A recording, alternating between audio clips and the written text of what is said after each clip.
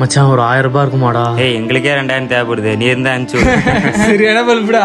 மச்சான் ஒரு 1000. ஏய் காசுலாம் யாருன்னா போன் அடிக்கிறா வைடா. மச்சான் ஒரு 1000 ரூபாய் மட்டும் இருந்தா போட்டு விடாண்டா, 2 நாளே தந்துடுறா மச்சான். ஓகே மச்சான், 1000 ரூபாய் தானே, இதோ போட்டு விடுறான், நீ பொறுமையாவே தாடா. ரொம்ப தேங்க்ஸ் மச்சான். போட்டேன், வந்துருச்சா பாரு.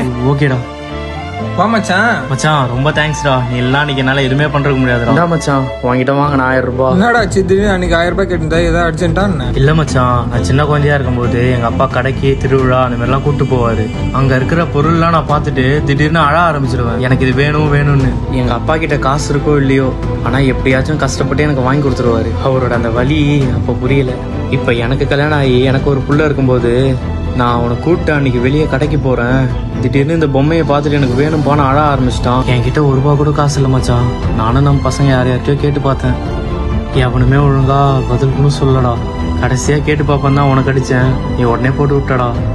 ரொம்ப தேங்க்ஸ் மச்சான், உன்னை மறக்கவே மாட்டேன்டா. டேய் என்னடா இதெல்லாம் பெரிய பெரிய வார்த்தை சொல்லுது. இந்தா மச்சான் அவன்கிட்ட வாங்க. வேடா ஏன்டா சின்ன குழந்தை மாதிரி அழுதுட்டுலாம் இருக்க, நடுவாதடா கணத்தோட. நம்ம என்னதான் கஷ்டத்துல இருந்தாலும் நம்ம கூட வந்து நிக்கிறானே, அந்த மாதிரி ஒரு நன்மை கிடைக்க நம்ம கொடுத்து தான் வச்சிருக்கணும்.